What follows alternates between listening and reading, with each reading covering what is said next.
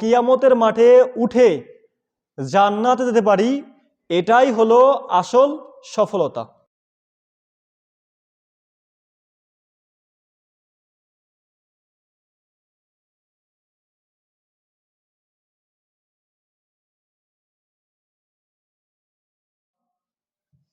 এক একজন এক এক দৃষ্টিকোণ থেকে সফলতাকে বিবেচনা করি। আমরা অনেকেই মনে করি যে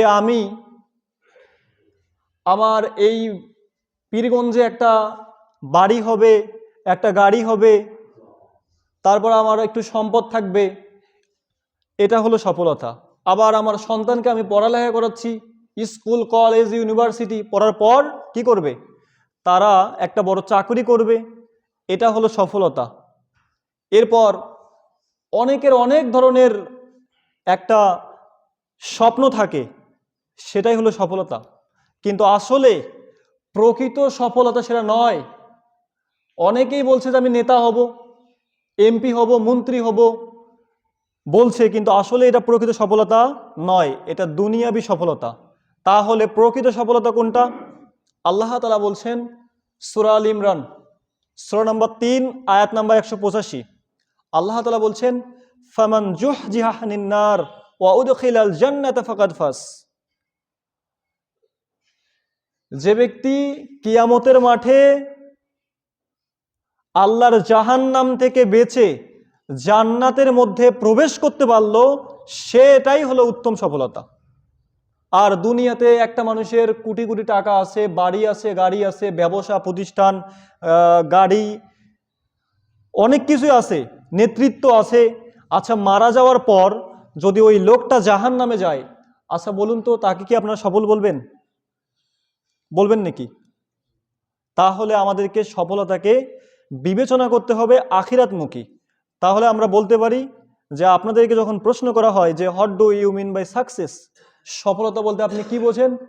দুনিয়াতে সুন্দরভাবে আল্লাহ তাআলার দিন মেনে যাবতীয় কাজ করে যদি আমরা চলে মৃত্যুবরণ করতে পারি এবং কিয়ামতের মাঠে উঠে জান্নাতে যেতে পারি, এটাই হলো আসল সফলতা। এটাই আল্লাহ তাআলা সূরা আল ইমরানের 185 নম্বর আয়াতের এই অংশে বলছেন। তাহলে আমাদেরকে এই সফলতার দিকেই এগিয়ে যেতে হবে, যা এই সূরার মধ্যে আল্লাহ তাআলা বর্ণনা করেছেন, তা আপনাদের সামনে আমি আলোচনা করব। তাহলে এবার আসেন যে সূরাতুল আসর নিয়ে আমরা আলোচনা করব এবং শুনব। এই সূরাটি কোরআনুল কারীমের কয় নাম্বার সূরা বা এর প্রাইমারি ইনফরমেশন সম্পর্কে আমরা জেনে নেই।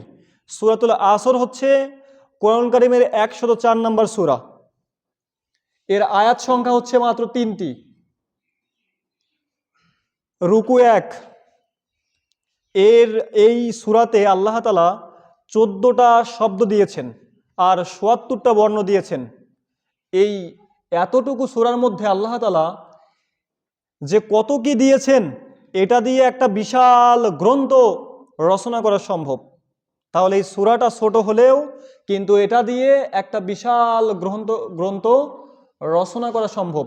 এজন্যই ইমাম শাফি রহিমাহুল্লাহ বলছেন যে কেউ যদি এই সূরাটি নিয়ে চিন্তা ভাবনা করে, গবেষণা করে, বোঝার চেষ্টা করে, তাহলে তার দুনিয়া এবং আখিরাতে তার নাজাতের জন্য, মুক্তির জন্য এই সূরাটাই যথেষ্ট। এই একটা মাত্র সূরাই তার দুনিয়া এবং আখিরাতের যে সফলতা বা মুক্তি, নাজাত, এটা দিয়েই সে নাজাত পেতে পারবে, মুক্তি পেতে পারে। তাহলে এই একটা মাত্র সূরার মধ্যে কি আছে এটা আমরা জানব।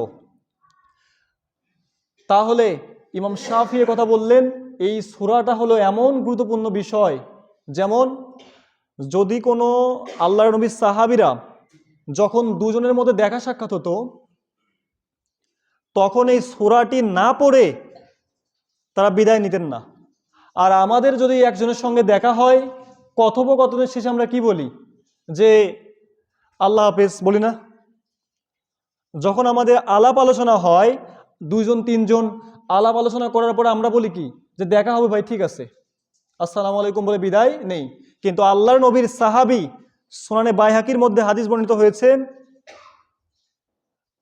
9044 যে যদি কোনো দুইজন সাহাবীর মধ্যে দেখা সাক্ষাৎ হতো, তাহলে যখন তাদের কথোপকথন শেষ হতো, একজন এই সূরাটি পড়তো, পড়ার পর আর একজন শুনতো, শোনার পর তারা বিদায় নিত। এখন আপনারা বলবেন তাহলে এই সূরাটা কেন পড়তো?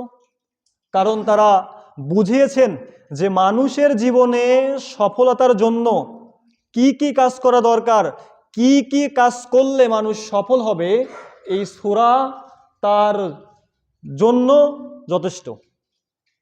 তাহলে আপনি যে কাজগুলো করবেন, বা একজন আরেকজনকে মনে করিয়ে দিতেন যে এই 4টা কাজ তোমাকে আমি মনে করে দিলাম, এই কাজগুলো করতে যেন তুমি ভুলে যেও না। কারণ তুমি যদি এই কাজগুলো করতে ভুলে যাও, তাহলে তুমি কি হবে? ব্যর্থ হয়ে যাবে।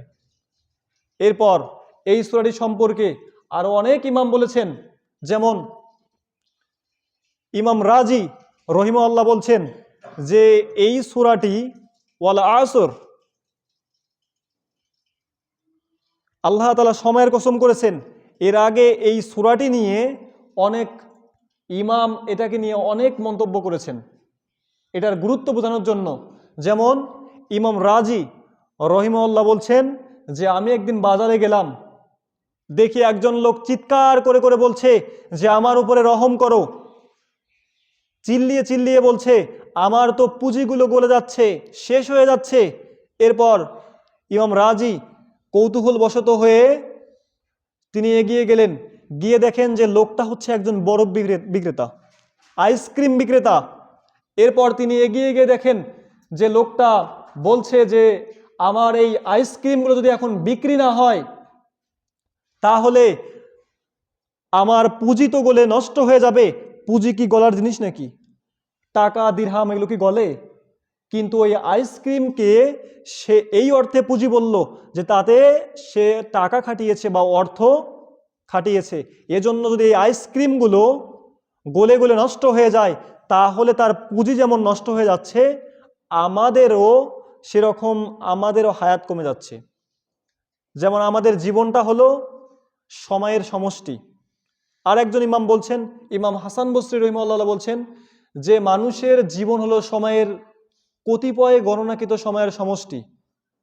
ইয়া ইবনে আদম ইন্নামা আনতা ইয়া, ইমাম হাসান বসরি কি বলছেন? ইয়া ইবনে আদম ইন্নামা আনতা ইয়া, হে আদম সন্তান, তুমি তো সময়ের সমষ্টি ছাড়া কিছু নও। যখন তোমার জীবন থেকে কিছু অংশ চলে যায়, তোমার জীবন থেকে, তোমার হায়াত থেকে তো কিছু অংশ কমে যায়। আচ্ছা বলুন তো, মানুষের হায়াত কমে না বাড়ে? মানুষের হায়াত, আমরা বলি যে বয়স অনেক বেড়ে গিয়েছে, আসলে বয়স কিন্তু বাড়ে না। আচ্ছা মনে করেন এই যে মুরব্বী চাচা, এনার বয়স যদি এখন ধরেন 60 তো হবেই, 60 বছর। আচ্ছা এখন ইনি যদি 100 বছর বাঁচে, তাহলে বলুন তো এনার হায়াত কি কমে গেছে না বেড়ে গেছে? 100 থেকে 60 চলে গিয়েছে। তাহলে বয়স আমাদের কমে যাচ্ছে। এজন্যই আল্লাহ তাআলা এই সূরার মধ্যে বলছেন ওয়াল আসর, সময়ের কসম, ইন্নাল ইনসানা লাফি খুসর, নিশ্চয়ই নিঃসন্দেহে সকল মানুষ ক্ষতির মধ্যে রয়েছে। তাহলে এই ইমামরা এগুলো বোঝাচ্ছেন। আমাদের জীবনটা হলো একটা বরফের টুকরার মতো। কি করে? একটা বরফের টুকরা হচ্ছে মানুষের জীবনের হায়াত। একটা বরফের টুকরা আপনি একটা জায়গায় রেখে দিবেন, দেখবেন সে আস্তে আস্তে আস্তে আস্তে গলে গলে কি হয়ে যায়? শেষ হয়ে যায়। সেরকম আপনার হায়াত যেদিন শেষ হয়ে যাবে, তখন আমাদেরকে কি করতে হবে? মৃত্যুবরণ করে চলে যেতে হবে। এজন্যই আমাদেরকে সময়ের গুরুত্ব আল্লাহ তাআলা এই সূরায় বোঝাচ্ছেন। এরপর আসেন আমরা সূরাটা এখন শুরু করি। আল্লাহ তাআলা বলছেন ওয়াল আসর, সময়ের কসম, কালের কসম, যুগের কসম, ইতিহাসের কসম। ইন্নাল ইনসানা লাফি খুসর, নিশ্চয়ই নিঃসন্দেহে সকল মানুষ ক্ষতির মধ্যেই নিমজ্জিত। তাহলে সকল মানুষ ক্ষতির মধ্যে নিমজ্জিত মানে এখানে আল্লাহ তাআলা বলেন নাই আল্লাহ তাআলা বলেন নাই যে মুসলিম, বলছেন কি মুসলিমিন বলছেন? বলেন নাই। আল্লাহ তাআলা বলছেন ইনসান, মানে সকল মানুষ। হিন্দু, মুসলিম, বৌদ্ধ, ইহুদি, খ্রিস্টান যত মানুষ রয়েছে প্রত্যেকটা মানুষকে আল্লাহ তাআলা বলছেন যে সকল মানুষ ক্ষতির মধ্যেই রয়েছে। তাহলে আল্লাহ তাআলা এখানে আসরের কথা কেন বললেন? ওয়াল আস, সময়ের কসম। এই আসর শব্দটি আল্লাহ তাআলা আসর দ্বারা আমাদেরকে বোঝাচ্ছেন, যেমন কিছু কিছু মুফাসসিরগণ বলছেন যে আসর দ্বারা হলো সময়ের উদ্দেশ্য। যেমন হচ্ছে আসর দ্বারা আসরের সময়, তার মতে হচ্ছে যে আসরের সময়টা কিছুক্ষণ থাকে, এরপরে চলে যায়। আবার অনেক মুফাসসিরিন ইকরামগণ বলছেন যে আসরের বাদেও এটা হচ্ছে সকল সময়কে বোঝানো হয়েছে, প্রেজেন্ট, পাস্ট, ফিউচার, বর্তমান, অতীত এবং ভবিষ্যৎ। তাদের মতে যারা এরপরে যে গুণগুলো আসবে, 4টা গুণ, এই গুণ ব্যতীত যদি কোনো মানুষ মৃত্যুবরণ করে, তারা যদি বর্তমানে ক্ষতিগ্রস্ত হয়ে যায় এই গুণগুলো বাদে, তাহলে তারাও ক্ষতিগ্রস্ত হয়ে যাবে, অর্থাৎ জাহান্নামে যাবে। আর পাস্ট বলতে অতীতে যদি কোনো ব্যক্তি এই 4টা কাজ ব্যতীত মৃত্যুবরণ করে, তাহলে সেও ক্ষতিগ্রস্ত হবে, অর্থাৎ জাহান্নামে চলে গিয়েছে। আবার ভবিষ্যতে যদি কেউ, আমি যে আলোচনায় যে গুণগুলো নিয়ে আসবো 4টা, এই কাজগুলো যদি কেউ না করে, তাহলে সেও ক্ষতিগ্রস্ত হয়ে যাবে। তাহলে ওয়াল আস, আল্লাহ তাআলা এখানে আসরের কসম করছেন, করে আমাদেরকে বোঝাচ্ছেন সময়ের কসম। ইন্নাল ইনসানা লাফি খুস, নিশ্চয়ই, নিঃসন্দেহে সকল মানুষ ক্ষতির মধ্যেই রয়েছে। তাহলে ক্ষতির মধ্যে আমরা রয়েছি প্রত্যেকেই, বুঝতে পারছেন? আমরা প্রত্যেকেই ক্ষতির মধ্যে রয়েছি। তাহলে আল্লাহ তাআলা আমাদেরকে এই সূরার মধ্যে সময়ের গুরুত্ব বোঝাচ্ছেন। আল্লাহ তাআলা বলছেন যে কি, তোমাদেরকে আমি সময়ের গুরুত্ব বোঝানোর জন্যই এই সূরাকে আমি কসম করেছি। আচ্ছা, আমরা কসম করি না? আমরা কসম করি না?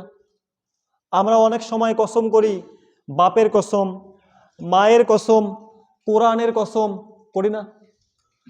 করি তো অনেকেই। আবার অনেকেই সন্তানের কসম পর্যন্ত করি, করি তো। কিন্তু আল্লাহর নবী রাসূল সাল্লাল্লাহু আলাইহি সাল্লাম বলছেন, বুখারী, মুসলিম, মিশকাতে বলছেন, কি বলছেন?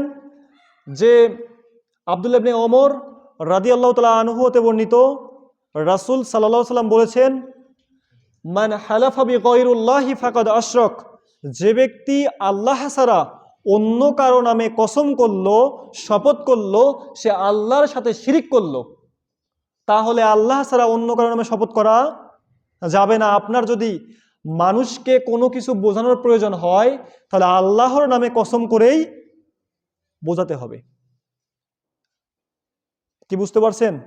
আপনার যদি কোনো কিছু বোঝানোর প্রয়োজন হয় মানুষকে, যে আমি আল্লাহর কসম এই কাজটা করি নাই, যে আমি এই চুরি করি নাই, বা তোমার এই জিনিসটা আমি নেই নাই, তাহলে আপনি বলবেন আল্লাহর কসম আমি জিনিসটা নেই নাই। তাহলে কসম করতে হলে কাজ কার নামে করতে হবে? আল্লাহর নামে। বুঝতে পারছেন? কসম করতে হলে এক আল্লাহ ছাড়া অন্য কারো নামে কসম করা বা শপথ করা যাবে না। এরপরে আল্লাহ তাআলা এই 2টা আয়াত আমি সংক্ষিপ্ত করে বলার পর আল্লাহ তাআলা পরের অংশে গিয়ে বলছেন, ওয়াল আস, সময়ের কসম, ইন্নাল ইনসানা লাফি খুস, নিশ্চয়ই, নিঃসন্দেহে সকল মানুষ ক্ষতির মধ্যে রয়েছে। এরপর আল্লাহ তাআলা বলছেন, তারা ছাড়া, ইল্লাল্লাযীনা আমানু। তাহলে 1 নাম্বার গুণ, ঈমান এনেছে যারা। আচ্ছা, আমরা কি প্রত্যেকে ঈমান এনেছি? আমরা কি প্রত্যেকে ঈমান এনেছি? অনেকে বলছে না। তার মানে যারা বলছে না তারা ঈমান আনে নাই। আমরা কি প্রত্যেকে ঈমান এনেছি? বলে আলহামদুলিল্লাহ। তাহলে আল্লাহ তাআলা বলছেন এই 4টা গুণ ছাড়া যদি কোনো ব্যক্তি মৃত্যুবরণ করে, তাহলে সে ক্ষতিগ্রস্ত দুনিয়া এবং আখিরাতে। এর মধ্যে 1 নাম্বার গুণ হচ্ছে ইল্লাল্লাযীনা আমানু, ঈমান এনেছে যারা, ওয়া আমিলুস সলিহাত, আমলে সলে অর্থাৎ নেকির কাজ করে যাচ্ছে যারা। 3 নাম্বার ওয়াতাওয়াসাউ বিল হক, নিজে হকের উপরে আছে, সত্যের উপরে আছে, অন্য মানুষকে হকের উপদেশ, সত্যের উপদেশ দিচ্ছে যারা। 4 নাম্বার ওয়াতাওয়াসাউ বিস-সবর, যারা নিজে ধৈর্য ধারণ করছে এবং পরস্পর মানে অন্যকেও ধৈর্য ধরতে উদ্বুদ্ধ করছে। তাহলে গুণ বললাম কয়টা? আপনারা কথা বলবেন, কারণ এটা হলো ক্লাসের মতো। আপনি যদি কথা না বলেন তাহলে কিন্তু হবে না। হয়তো বা এখানে অনেকেই আছেন যে অনেক জানে ওলা বা অনেক কিছু, কিন্তু আজকে এটা ক্লাসের মতো মনে করেন। আমি আপনাদের থেকে ছোট হলেও আজকে এটা হচ্ছে ক্লাস। আপনি যদি এই সূরাটা থেকে কিছু বুঝতে পারেন, তাহলে আল্লাহ কি বলছেন? যে আল্লাযীনা আমানু, ঈমান এনেছে যারা। 2 নাম্বার হচ্ছে, 1 নাম্বার কি বললাম? ঈমান। 1 নাম্বার কি বললাম? ঈমান। 2 নাম্বার হচ্ছে আমলে সলেহ, নেকির কাজ। 3 নাম্বার হচ্ছে সত্যের উপরে থেকে অন্যকে সত্যের উপদেশ দেওয়া। আর 4 নাম্বার হচ্ছে ধৈর্য ধারণ করা এবং অন্যকে ধৈর্য ধরতে উদ্বুদ্ধ করা। এই 4টা গুণ ব্যতীত সকল মানুষ ক্ষতিতেই রয়েছে।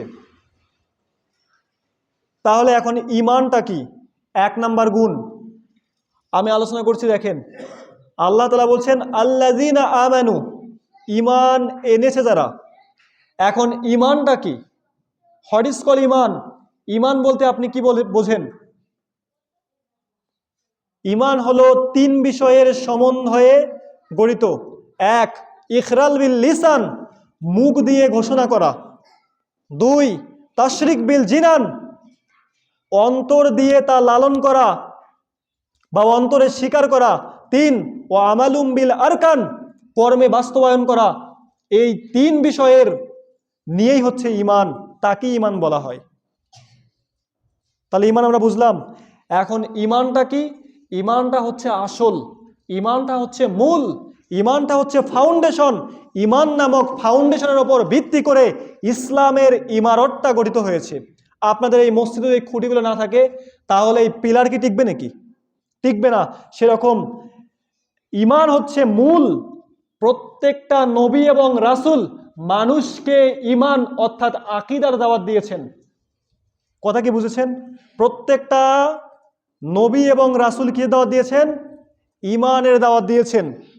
যদি কোনো ব্যক্তির ঈমান না থাকে তাহলে সে ব্যক্তি যদি সালাত পড়ে, সিয়াম করে, দান করে, আচ্ছা বলুন তো তার কি কবুল হবে নাকি? হবে? কবুল হবে? হবে না। তাহলে ঈমানটা হলো মূল, মনে রাখতে হবে আপনাকে। এই ঈমান আপনি যদি আনতে পারেন, ঈমানটা কেমন হবে এবার দেখেন।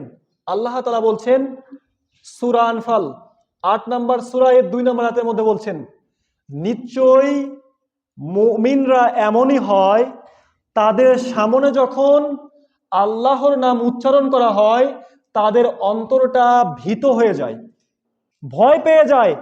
আর যখন আল্লাহ তাআলার আয়াত তিলাওয়াত করা হয় তাদের ঈমান আরো বৃদ্ধি পায়। এখন এই আয়াতের সঙ্গে আপনি মিলান তো, আপনার জীবনকে মিলান। আপনি নামাজ পড়েন না, যে ঈমান আপনাকে 100 হাত 200 হাত মসজিদে সলাতের জন্য আনতে পারে না, এই ঈমান আপনাকে জান্নাতে নিয়ে যেতে পারবে না। আপনি ফজরের সময় আজান হয়েছে আর আপনি ঘরের মধ্যে লেপের নিচে ঘুমিয়েছিলেন, এখানে কিন্তু লোকজন সেই লোকের সংখ্যা কম, তাদের সংখ্যাই বেশি। তাহলে যে ঈমান আপনাকে 100 হাত 200 হাত মসজিদে আনতে পারে না, সেই ঈমান আপনাকে কখনোই জান্নাতে নিয়ে যেতে পারবে না। আপনি এই আয়াতের সঙ্গে মিলান, আপনি সুদ খাচ্ছেন আর নিজেকে ঈমানদার দাবি করছেন, আপনি ঘুষ দিয়ে সন্তানকে চাকরি নেওয়াচ্ছেন, আপনি জেনা করছেন, আপনি ব্যভিচার করছেন, আপনি বোনের হক মেরে খাচ্ছেন আর নিজেকে ঈমানদার দাবি করছেন। তাহলে মুখ দিয়ে ঈমানের দাবি করা আর অন্যায় অশ্লীলতা বেহায়াপনায় যুক্ত হয়ে থাকা, এর নাম ঈমানদারি নয়, এর নাম হলো মুনাফিকি। তাহলে ঈমান আনতে হবে কার মতো? নবী রাসূলদের মতো, সাহাবী আজমাইনদের মতো। বুঝতে পারছেন? এই বিষয়গুলো আমাদেরকে বুঝতে হবে। এরপর আমাদেরকে আল্লাহ তাআলা আবার বলছেন, আরো কয়েকটা আয়াতের মধ্যে বলছেন, যদিও বা জুম্মার খুতবায় সময় কম, এরপর আমি আপনাকে বলছি, আপনি যদি ইমানের দাবিতে প্রকৃত ইমানদার হন, এবার এই আয়াতটা আপনি দেখেন তো। আল্লাহ তাআলা বলছেন সূরা তওবা সূরা নম্বর 9 আয়াত নাম্বার 111। আল্লাহ তাআলা বলছেন, নিশ্চয়ই আমি আল্লাহ মুমিনদের জান এবং মালকে ক্রয় করে নিয়েছি জান্নাতের বিনিময়ে। তার মানে আপনি যদি ইমানদার হন, মুমিন হন, তাহলে আপনার মাল এবং জান আল্লাহ তাআলা ক্রয় করে নিয়েছেন, কিনে নিয়েছেন জান্নাতের বিনিময়ে। কি বুঝতে পারছেন? মানে আল্লাহ তাআলা আপনার জান এবং মাল জান্নাতের বিনিময়ে ক্রয় করে নিয়েছেন। আর আপনি দান করার সময় সবচেয়ে কমটাই দান করেন, আর সন্তানকে দেওয়ার সময় ইউনিভার্সিটিতে 10,000 টাকা পাঠিয়ে দেন, আর সেজনে মাত্র 200 টাকাও দেন না মসজিদে। তাহলে আপনার জান এবং মাল কেমনে হয়? আপনি তালিমি বৈঠকের জন্য ব্যয় করেন না, করেন নাকি? আমরা তো এগুলো বুঝেই না। আর রাসূল সাল্লাল্লাহু আলাইহি সাল্লাম প্রত্যেকটা ক্ষেত্রে তালিমি বৈঠক করেছেন, আর আমরা তালিমি বৈঠক নাকি বন্ধ করি। ঢোলাকান্তরের মানুষ বলে এরা হানাফি। যাই হোক, আমি সেদিকে যাচ্ছি না। আমি ঈমান নিয়ে বলতেছিলাম, ঈমানটা হচ্ছে আসল। এখন আপনি যদি এই প্রকৃত ঈমানদার হন, তাহলে আপনার লাভটা কি? আপনার যে লাভ, এটা আল্লাহ তাআলা দুনিয়ায় এখন আপনাকে আল্লাহ তাআলা বুঝিয়ে দিয়েছেন কোরআনের মধ্যে। খুলুন সূরা কাহাফ 18 নম্বর সূরা এর 107 এবং 8 নম্বর আয়াতের মধ্যে আল্লাহ তাআলা বলছেন, কি বলছেন? ইল্লাল্লাযীনা আমানু, ঈমান এনেছে যারা, ওয়া আমিলুস সলিহাতি, আনার পর আমলে সলে অর্থাৎ নেকির কাজ যারা করে যাচ্ছে, কানাত লাহুম জান্নাতুল ফিরদাউসি নুজুলা, তাদের আপ্যায়নের জন্য আমি 1 নম্বরের জান্নাত জান্নাতুল ফিরদাউস আমি তৈরি করে রেখেছি। সুবহানাল্লাহ বলতে পারলেন না? খালিদিনা ফিহা লা ইয়াবগুনা আনহা হিওয়ালা, তারা সেখান থেকে কোনোদিন বের হওয়ার জন্য একবারও তাদের মন চাইবে না। তাহলে আপনাকে আল্লাহ তাআলা এমন জান্নাত দিবেন যে জান্নাত থেকে আপনি কোনোদিন বের হতেই চাইবেন না। এরপরে আল্লাহ তাআলা যারা ঈমান এনে ঈমানের উপর অবিচল থাকে, আরেকটা আয়াতে বলছেন, আপনি খোলেন সূরা হামিম সেজদা অথবা ফুসসিলাত সূরা নাম্বার 41 আয়াত নাম্বার 30। আল্লাহ তাআলা বললেন, ইন্নাল্লাযীনা ক্বালু রাব্বুনাল্লাহ সুম্মা ইসতাকামু তাতানাজ্জালু আলাইহিমুল মালায়েক আল্লা তাখাফু ওয়া লা তাহজানু ওয়া আবশিরু বিল জান্নাহ তিল্লাতী কুনতুম তুআদুন। আল্লাহ পাক বলছেন, যারা বলে যে আল্লাহ আমার রব। আচ্ছা, আপনারা প্রত্যেকেই বলবেন, বলুন তো আমাদের রব কে? আমাদের রব আল্লাহ। যারা বলবে যে আমাদের রব আল্লাহ, এরপর এই রবের উপরে অবিচল থাকবে, ইস্তেকামাত থাকবে, টিকে থাকবে এবং আমলে সলে করবে, তাদের কাছে আল্লাহ তাআলা ফেরেশতা পাঠিয়ে দেন। মানে আপনি যদি এই দাবিতে ঈমানদার হন যে আমি প্রকৃত ঈমানদার, আপনার কাছে ফেরেশতা নিয়োগ করে দেওয়া হবে। কেন? ফেরেশতা নিয়োগ করে দিয়ে আল্লাহ বলেন, তুই আমার বান্দাদেরকে বলে দে। কি বলে দিবি? যে সুম্মা ইসতাকামু তাতানাজ্জালু আলাইহিমুল মালায়েক, ফেরেশতা নাযিল করে দেওয়ার পরে বলে দেওয়া হয় যে আল্লাহ তাখাফু ওয়া লা তাহজানু ওয়া আবশিরু বিল জান্নাহ, তোদের জন্য কোনো ভয় নাই, তোমাদের জন্য কোনো চিন্তা নাই। আল্লাহ তাআলা তোমাকে যে জান্নাতের ওয়াদা দিয়েছেন এটা তুমি পাবেই, এর জন্য তুমি আনন্দিত হয়ে যাও। সুবহানাল্লাহ। তাহলে আল্লাহ তাআলা আপনার কাছে ফেরেশতা পাঠিয়ে দিবেন কখন? আপনি যখন প্রকৃত ঈমানদার হবেন। দুনিয়াতে যত বিপদে পড়বেন, যেমন বদরের যুদ্ধে যখন ৭২ জন আর কাফেরদের কতজন? এই দেখেন, আমরা জানি না কতজন, আমরা জানি না ইতিহাস। তাহলে মুসলিমদের মাত্র কয়জন? ৭২ জন, আর কাফেরদের 300 কত? 313 জন। তাহলে 313 জনের উপরে বিজয় দান করলেন কে? আল্লাহ। কিভাবে করেছেন? আপনি ইতিহাস পড়েন, দেখবেন যে সেখানে আল্লাহ তাআলা ফেরেশতাকে পাঠিয়ে দিয়েছিলেন। তাহলে আপনি যদি তাদের মতো ইমানদার হন, তাহলে আল্লাহ তাআলা ঘোষণা করে দিয়েছে যে আপনার কাছেও ফেরেশতাকে নিয়োগ করে দিবেন। ইমাম বুখারী বলছেন যে এটা দুনিয়াতে তো হয়, তিনি বলছেন যে এটা মৃত্যুর সময়, যখন একটা মানুষ মৃত্যুর সময় এসে যায়, তখন শয়তান তাকে ভ্রান্ত করার চেষ্টা করে, থাক তোকে 5 ওয়াক্ত সালাত পড়তে হবে না, তোকে এগুলো কাজ করতে হবে না, তোকে জিকির আজগার করতে হবে না, তোর এত কষ্ট হচ্ছে। শয়তান এভাবে ধোঁকা দেয়। আর তখন যারা ঈমান এনে প্রকৃত ঈমানদার হবে, আল্লাহ তাআলা তার কাছে ফেরেশতাকে পাঠিয়ে দেয়, দিয়ে তাকে প্রোটেকশন দেয়। মানে চতুর্দিক দিয়ে ফেরেশতা তাকে ঘিরে থাকে। আর যখন ঘিরে থাকে, শয়তান সেখানে ঢুকতে পারে না। আর সেই ঈমানদার লোক মৃত্যুর সময় আল্লাহ বলছেন তার কাছে ফেরেশতা পাঠিয়ে দেয়, দিয়ে বলে তাকে বলে দাও যে তার জন্য কোনো ভয় নেই, তার জন্য কোনো চিন্তা নেই, তাকে বলে দাও তোমার জন্যই রয়েছে জান্নাত, আমি ওয়াদা করেছি তোমাকে আমি জান্নাত দিবই। তাহলে এরকম ঈমানদার আমরা হব তো ইনশাল্লাহ? আমরা ঈমানের দাবি করে ঈমানদার প্রকৃত হতে হবে। এখন আপনি তো বলছেন যে আমি ঈমানদার, কিন্তু আমরা ঈমানের দাবিতে কি আসলে ঈমানদার? চিন্তা করেন তো। এরপরে আল্লাহ তাআলা বলছেন ওয়ামিলুস সলিহাত, নেকির কাজ করবে যারা। নেকির কাজ বলতে যত কাজ আছে, যত ভালো কাজ রয়েছে, প্রত্যেকটা কাজেই হচ্ছে কি নেকির কাজ। যেমন এর মধ্যে কিছু ফরজ কাজ আছে না নাই? ফরজের মধ্যে কি 5 ওয়াক্ত সালাত, এরপরে ইসলামের 5টা স্তম্ভ তো আছেই, এছাড়াও কিন্তু আছে এর মধ্যে আর একটা হলো কোরআন শেখা, আছে না? কিন্তু দেখবেন যে এখানে 3 ভাগের 2 ভাগ লোকেই কোরআন জানে না, সন্তানদেরকে শেখায় না, আছে এরকম? আছে কিন্তু। তাই আপনি আপনার সন্তানকেও কোরআন শেখাবেন, আপনিও কোরআন শিখবেন। অনেকে আমরা ঈমানদার দাবি করি ঠিকই, কিন্তু মুখের মধ্যে দাড়ি রাখি না। যাদের নাই তারা মনে করবেন যে আমার বিপক্ষে বলছে, আসলেই না। এই দাড়িতে আপনি বিজ্ঞান দিয়ে চিন্তা ভাবনা করেন।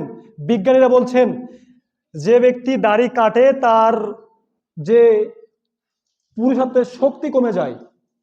বুঝতে পারছেন? যে ব্যক্তি দাড়ি কাটে তার পুরুষত্বের শক্তি কমে যায়। আর হাদিসের মধ্যে মুহাম্মদ সাল্লাল্লাহু আলাইহি ওয়াসাল্লাম বলছেন যে তোমরা ইহুদি নাসরাদের অনুসরণ করো না। তাহলে ইহুদি নাসরারা কি করে? দাড়ি কাটে, দাড়ি সাইজ করে। আর মুহাম্মদ সাল্লাল্লাহু আলাইহি ওয়াসাল্লাম বলছেন তোমার দাড়িকে ছেড়ে দাও, কিন্তু আমরা ওটাই করছি। এরপর মুফাসসিরিন ইকরামগণ বলছেন যে যারা ক্লিন শেভ করে এরা হলো পুরুষ হিজড়া। আপনারা মনে কিছু নেবেন না, আপনাদেরকে কিন্তু আমি বলছি, আপনাকে বাঁচানোর জন্য বলছি। তাই আমাদেরকে ঈমানের দাবিতে প্রকৃত ঈমানদার হতে হবে। যদিও বা আমাদের গোষ্ঠীর যদি প্রত্যেকটা লোকেই বেঈমান হয়, এরপরেও আমাদেরকে কি হতে হবে? ঈমানদার। এরপর আমলের স্থলে যত কাজ রয়েছে আপনি প্রত্যেক ভালো কাজগুলো করার চেষ্টা করবেন। এরপর 3 নম্বর যে গুণ, সেটা হচ্ছে আল্লাহ তাআলা বললেন ওয়াতাওয়াসাউ বিল হক, নিজে হকের উপরে থাকতে হবে এবং অন্যকে হকের উপদেশ দিতে হবে। এখন আপনি বলবেন যে হকটা আসলে কি? আল ইসলামু হাক্কুন ওয়াল কুফরি বাতিলুন, ইসলামই হচ্ছে হক, আর বাকি যত তন্ত্র মন্ত্র গণতন্ত্র রয়েছে সমস্ত কিছু বাতিল। বুঝতে পারছেন? তাহলে ইসলাম হলো হক আর বাকি সবকিছু বাতিল। ইসলামের মধ্যে এমন কিছু নেই। আল্লাহ তাআলা বলছেন যে আমি ইসলামকে পরিপূর্ণ করে দিয়েছি, এর মধ্যে সরিষা পরিমাণও ঢোকানো যাবে না, বাদ দেওয়াও যাবে না। যেমন আমরা ইসলামে বিদআত ঢুকাই না, যেমন অনেক বড় বড় হুজুর আজকে দেখেন বিদআত করছে। কয়েকদিন আগে একটা মাহফিল হলো না, ডক্টর মিজানুর রহমান আল হাজারি হাফিজাহুল্লাহ, তিনি মাহফিল করেন, অনেক মাহফিলে করেছেন, তার অনেক অনেক ফলোয়ার, কিন্তু দেখা যায় তিনি বিদাত করেন। বুঝতে পারছেন কেন তিনি বিদাত নিয়ে আলোচনা করবেন? অনেক বড় একজন স্কলার, তিনি বিদাত নিয়ে মানুষের সামনে আলোচনা করবেন? 10টা 5টা 50টা বিদাত নিয়ে আলোচনা করুক, মানুষ বিদাত সম্পর্কে বুঝুক, শিরিক সম্পর্কে বুঝুক। কিন্তু আজকে জাল হাদিস তিনি বলছেন। আল্লাহ তাআলা আমাকে সহ তাকে সহ প্রত্যেককে হেদায়েত দান করুক, সকলে বলুন আমিন। আল্লাহ তাআলা বলছেন সূরা আল ইমরান 3 নম্বর সূরা এর 104 নম্বর আয়াতের মধ্যে বলছেন, ওয়ালতাকুম মিনকুম উম্মাতুন ইয়াদউনা ইলাল খায়র ওয়া ইয়া'মুরুনা বিল মারুফ, যে তোমাদের মাঝে এমন কিছু লোক থাকা উচিত, এমন কিছু মানুষ থাকা উচিত, এমন একটা দল থাকা উচিত, এমন একটা উম্মত থাকা উচিত, তারা মানুষদেরকে তা'মুরুনা বিল মারুফ ওয়া ইয়ানহাউনা আনিল মুনকার, সৎ কাজের আদেশ করবে, অসৎ কাজে নিষেধ করবে। ওয়া উলাইকা হুমুল মুফলিহুন, তারাই তোমাদের মধ্যে সফলকাম হবে। বুঝতে পারছেন? এরপর আল্লাহ তাআলা 10 নম্বর আয়াতে সূরা আল ইমরানের 3 নম্বর সূরার 110 নম্বর আয়াতে গিয়ে বলছেন, কুনতুম খায়রা উম্মাহ উখরিজাত লিন-নাস তা'মুরুনা বিল মারুফ ওয়া তানহাউনা আনিল মুনকার ওয়া ইয়ানহাউনা আনিল মুনকার, যে তোমরাই শ্রেষ্ঠ জাতি, তোমরাই শ্রেষ্ঠ উম্মত, তোমাদেরকে বের করা হয়েছে, তোমরা মানুষদেরকে সৎ কাজের আদেশ করবে, অসৎ কাজে নিষেধ করবে। কিন্তু আমরা প্রকৃত অর্থে করছি না। কেমনে? আপনাদের আশেপাশে গান বাজনা বাজে না? গান বাজনা বাজে। এখনো আমাদের এলাকার আশেপাশের যুবকরা গান বাজনা বাজিয়ে পিকনিক খাচ্ছে। আর আপনি যদি সফলতা হতে চান, আপনি কি তাকে গিয়ে বলেছেন যে গান বাজনা বন্ধ করে দাও? আল্লাহ বলছেন তা'মুরুনা বিল মারুফ। এখানে তা'মুরুন শব্দটা এসেছে, তা'মুরুন শব্দটা আমর থেকে এসেছে। আমর মানে হচ্ছে অর্ডার করা, আদেশ করা। আর আপনার ক্ষমতা আছে অর্ডার করার, আদেশ করার, কিন্তু আপনি বললেনও না। আপনি ইমানদার এমন যে থাক, ওরা বাজাচ্ছে আমার কি, অন্যের সন্তান নেশাদ্রব্য খাচ্ছে আমার কি, অন্যের সন্তান গান বাজনা শুনছে আমার কি। আপনি শুধু নিজে বাঁচার ধান্দা, আমার সন্তান তো ইউনিভার্সিটিতে পড়ে, ডিফোডিলে পড়ে, আমার সন্তান ঢাকা ইউনিভার্সিটিতে পড়ে, আমার সন্তান রাজশাহী ইউনিভার্সিটিতে পড়ে, আর অন্যের সন্তান কি হয়ে যায় যাক। না, আল্লাহ তাআলা এজন্যই আপনাকে শ্রেষ্ঠ বলেন নাই। আপনাকে ওখানে গিয়ে গান বাজনা বন্ধের জন্য যাবতীয় পরিকল্পনা আপনার ক্ষমতা অনুযায়ী করতে হবে। এ প্রসঙ্গে আমি আপনাদেরকে বলছি, দেখেন, আপনার বাড়ির সামনে যদি একটা কুকুর অথবা বিড়াল মরে পড়ে থাকে, এখন আপনার বাড়ির কাছে, এখন আপনি বলছেন যে থাক, রাস্তার মানুষরা তো যায়, আমার সমস্যা কি? গন্ধ লাগলে কয়েকদিন 4-5 দিন চলে যায়। আচ্ছা বলুন তো, যদি আপনি ওটা নিজ দায়িত্বে না ফেলেন, গন্ধ কি শুধু রাস্তার মানুষকে লাগবে, না আপনাকে বেশি লাগবে? আপনাকে বেশি লাগবে। এজন্য অন্যায় দেখার পরেও যদি আপনি মুখ বুজে সহ্য করেন, তাহলে যখন গজব আল্লাহ তাআলা দিবেন, আপনার উপরে আগে দিবেন। এই ঘটনা আমরা জানি। এরপর আল্লাহ তাআলা আরো কয়েকটা বর্ণনা দিচ্ছেন। সহিহ বুখারী 2493 নম্বর হাদিস, নোমান ইবনে বাশির হতে বর্ণিত, তিনি বলছেন রাসূল সাল্লাল্লাহু আলাইহি সাল্লাম বলেছেন যে যারা অন্যায় দেখে যারা অন্যায়কে সহ্য করে হাত দিয়ে প্রতিহত করে না, তাদের উদাহরণ হলো দুতলা জাহাজের যাত্রীর মতো।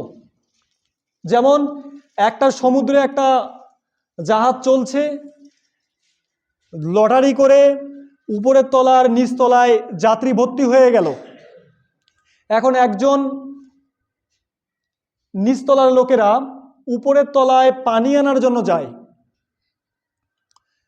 তো উপরের লোকেরা বিরক্ত হয়ে গেল যে তোমরা শুধু বারবার আমাদের এখানে আসো, আমাদের তো অনেক সমস্যা হয়, তোমরা আসার কারণে আমাদের অনেক সমস্যা হয়। এখন ওই নিচতলার লোক এখন ভাবতেছে থাক, আমাকে যখন তুমি এভাবে বলতেছো, তো আমি এখন নিচে গিয়ে আর আসবো না, আমি নিচে গেলাম, গিয়ে জাহাজ ছিদ্র করে আমি ওখান থেকে পানি নেব। এরপরে যদি ওই পাগল যদি এখন নিচে আসে, আচ্ছা আসার পরে দেখেন তো, যদি ওই এখন জাহাজটাকে ছিদ্র করেছে, করার পর পানি যখন জাহাজে উঠে যাচ্ছে, আর উপরের লোক যদি বলে যা তুই কি করিস কর, আচ্ছা বলুন তো শুধুমাত্র ওই জাহাজের নিচতলার লোকেরা ডুববে নাকি উপরের তলার লোকেরাও ডুববে যখন পানি ঢুকে যাবে? তাহলে রাসূল সাল্লাল্লাহু আলাইহি ওয়াসাল্লাম উদাহরণ দিয়ে বললেন যে যারা অন্যায় দেখে অন্যায় সহ্য করবে, গজব যখন আসবে, যারা সাধু বা আমি তো করছি না তাদের উপরে আসুক, তাদের উপরেও আসবে। আল্লাহ তাআলা বলছেন সূরা আনফাল ৮ নম্বর সূরার ২৫ নম্বর আয়াতে গিয়ে বলছেন, ওয়াত্তাকু ফিতনাতাল লা তুসিবান্নাল্লাযীনা যালামু মিনকুম খাসসা ওয়া আলামু আনাল্লাহা শাদীদুল ইকাব। সমাজে যে ফিতনাগুলো চলছে, এই ফিতনা দেখার পরেও যদি কেউ সেগুলো সহ্য করে, যখন আল্লাহ তাআলা গজব দিবেন তাদের উপরেও আসবে। মানে ফিতনা বলতে গান বাজনা, নৈরাজ্য, অরাজকতা, বিশৃঙ্খলা যে পরিস্থিতিগুলো হচ্ছে, যেমন আপনার আশেপাশের একটা মেয়ের বাড়িতে গান বাজনা বাজতেছে, বাজে না? এখন আপনি মনে করলেন যে গান বাজনা বাজাতে সমস্যা কি, কিন্তু দেখেন আবু দাউদ 4924 নম্বর হাদিস, রাসূল সাল্লাল্লাহু আলাইহি সাল্লাম যখন রাস্তা দিয়ে যেতেন, গান বাজনা বাদ্যযন্ত্রের আওয়াজ শুনলে কানের মধ্যে আঙ্গুল ঢুকে দিতেন। আর আপনার পাশের বাড়িতে গান বাজনা বাজাচ্ছে, আমরা মসজিদ কমিটির দায়িত্বশীল, আমরা গিয়ে বলিও না। বলি কি? আমরা বলিও না, বাজাচ্ছে তো কি হয়েছে, এ তো আনন্দেরই বিষয়। কিন্তু মুসলমানরা আজকে তাদের যে সংস্কৃতি এগুলোকে ভুলে গিয়েছে। কেন? আপনার মেয়ের বিয়ে, আপনি কি মেয়েকে কোথায় পাঠাচ্ছেন? নর্তকীশালায় পাঠাচ্ছেন? এগুলো তো বলাও যায় না, না বেশ্যাখানায় পাঠাচ্ছেন, নাউজুবিল্লাহ। তাহলে আপনার মেয়েকে আচ্ছা গান বাজনা বাজানো হালাল বা গান বাজনা পবিত্র জিনিস, এমন কেউ এখানে বলতে পারবেন? গান বাজনা কি পবিত্র জিনিস? পবিত্র জিনিস কিন্তু নয়। তাই এগুলোকে আমাদের কি করতে হবে? বন্ধ করতে হবে, না হলে আল্লাহ তাআলা এর কারণেই ভূমিকম্প দেন। কয়েকটা হাদিসে মুহাম্মদ সাল্লাল্লাহু আলাইহি ওয়াসাল্লাম বলছেন, কিন্তু এদিকে আমি যাব না। তাই আল্লাহ তাআলা আমাদেরকে এ বুঝে আমল করার তৌফিক দান করুক। সকলে বলুন আমিন।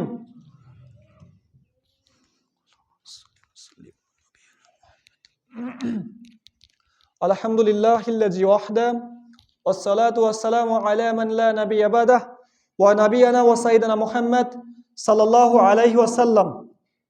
তাহলে আমি বলছিলাম যে মানুষকে হকের উপদেশ দিতে হবে। এখন আপনি যদি হকের উপদেশ না দেন, আজকে হয়তো 5 মিনিট সময় বেশি নিচ্ছি, আপনি যদি হকের উপদেশ না দেন, তাহলে আপনাকে আর একটা উদাহরণ দেই, আপনার উপরে কি ধরনের আযাব গজব আসতে পারে। বাড়িতে যাবেন, সূরা বাকারা 2 নম্বর সূরা এর 65 নম্বর আয়াত খুলবেন। আল্লাহ তাআলা সেখানে তুলে দিচ্ছেন, ওয়ালাকাদ আলিমতুমুল্লাযীনা তাদাউ মিনকুম ফিস-সাবতি ফাকুলনা লাহুম। এখানে আল্লাহ তাআলা বলছেন যে তোমরা তো জানো যে দাউদের যুগে বা ইহুদিদের আমি ৭০,০০০কে বলেছিলাম যে তোমরা বানর হয়ে যাও। তাদের অপরাধ ছিল কি? তারা মানুষদেরকে সৎ কাজের আদেশ বা আল্লাহর বিধানকে তারা অস্বীকার করেছিল। যেমন আল্লাহ তাআলা সে যুগে কিন্তু আমাদের যেমন জুম্মার দিন, সে যুগে ইবাদতের দিন ছিল হলো শনিবারের দিন। ইহুদিদের শনিবারের দিন ইবাদতের দিন ছিল। এখন দাউদ আলাইহিস সালাম যখন জাবুর তিলাওয়াত করতেন, শনিবারের দিন মাছগুলো উপরের দিকে আসতো। আল্লাহ বলেছেন যে শনিবারের দিন তোমরা মাছ ধরবে না। কিন্তু দাউদ আলাইহিস সালামের সেই যুগের লোকেরা 3 ভাগে বিভক্ত হয়ে গেল। এক ভাগ লোক তারা আল দিল, দিয়ে মাছগুলোকে আটকালো, রবিবারে তারা ধরলো। আর এটা দেখার পরে একদল লোক বলল যে ওরা ধরতেছে, আমি তো করতেছি না, আল্লাহ যেহেতু নিষেধ করেছেন থাক। এই একদল। আর একদল ধরলো, আর একদল বলল কি জানেন, যে ভাই আল্লাহ যে নিষেধ করেছে এরপরে তোমরা মাছ ধরতে পারো না। এই তিন শ্রেণীর লোকের মধ্যে আল্লাহ তাআলা যে ব্যক্তি শুধু বলল যে তোমরা মাছ ধরো না, আল্লাহ নিষেধ করেছেন, ওদেরকে বাদ দিয়ে আল্লাহ তাআলা সেই ইহুদিদের ৭৪,০০০ লোককে বানর বানিয়ে দিলেন। মুফাসসির কেরাম বলছেন যারা বয়স্ক ছিল ওদেরকে আল্লাহ তাআলা শোর বানিয়ে দিয়েছিলেন, শূকর বানিয়ে দিয়েছিলেন। তাই অন্যায় দেখে আপনি যদি অন্যায় সহ্য করেন তাহলে কিন্তু আপনাকেও এর জন্য জবাবদিহি তো করতে হবেই, কিন্তু গজব এই দুনিয়াতেই ভোগ করতে হবে। আর এই থেকে আমরা মনে করি যে মানুষ মনে হয় বানরের জাতি। আল্লাহ তাআলা যে ইহুদিদেরকে বানর বানিয়েছিলেন কেন? তাদের পাপের কারণে। আর আজকে অনেকেই মনে করছে যে মানুষ মনে হয় বানর, তাই ওদিকে আর যাব না। তিনটা গুণ বললাম, কি তিনটা গুণের কথা বলেছি, ওয়াতাওয়াসাউ বিল হক ৩ নাম্বার গুণ, আর ৪ নাম্বার গুণ হচ্ছে ওয়াতাওয়াসাউ বিস সবর, পরস্পরকে ধৈর্য ধারণ করতে উদ্বুদ্ধ করবে। যেমন ভালো কাজ করতে গেলে যেমন ধৈর্যের প্রয়োজন, খারাপ কাজ থেকে বাঁচতে হলেও ধৈর্যের প্রয়োজন। এখন দেখেন আজকে খুব ঠান্ডা, ঠান্ডা না? ফজরে যখন আপনি সালাতে আসবেন, এটা ভালো কাজ না? এটা তো একটা ইবাদত, ফরজ ইবাদত, আসতেই হবে। না আসলে আপনি মুসলিম নন, না আসলে আপনি গরু ছাগল কুকুরের থেকেও খারাপ, না আসলে আপনি শিরিককারী, না আসলে আপনি অহংকারী। এরপরে যদি আপনি না আসেন তো এখান থেকে আসতে হলে কি লাগবে? ধৈর্যের প্রয়োজন আসে না? উঠতে হবে, উজু করতে হবে। আবার খারাপ কাজ থেকে বাঁচতে হলে, যে গান বাজনা বাজে আমি শুনবো না, টিভি সিনেমায় বিভিন্ন খারাপ কাজ চলতেছে আমি দেখবো না, রাস্তায় বিভিন্ন অশ্লীলতা ব্যাপনা চলছে আমি দেখবো না। তো এরকম পরিস্থিতি থেকে বাঁচতে হলে কি দরকার? ধৈর্যের প্রয়োজন। তাই আমাদের প্রথমে যে গুণ, ঈমান আনতে হবে। ২ নাম্বার কি? আমলে সলে করতে হবে। ৩ নাম্বার নিজে হকের উপরে থাকতে হবে, অন্যকে হকের বা সত্যের উপদেশ দিতে হবে। ৪ নাম্বার ধৈর্য ধারণ করতে হবে, অন্যকে ধৈর্য ধরতে উদ্বুদ্ধ করতে হবে। এই ৪টা কাজ যাদের জীবনে থাকবে তারা সফলতা লাভ করে দুনিয়া এবং আখিরাতে আল্লাহ তাআলার জান্নাত লাভ করবে। আল্লাহ তাআলা আমাদের প্রত্যেককেই এই আমলগুলো করে বা এই গুণগুলো মেইনটেইন করে জান্নাতে যাওয়ার তৌফিক দান করুক। সকলে বলেন আমিন।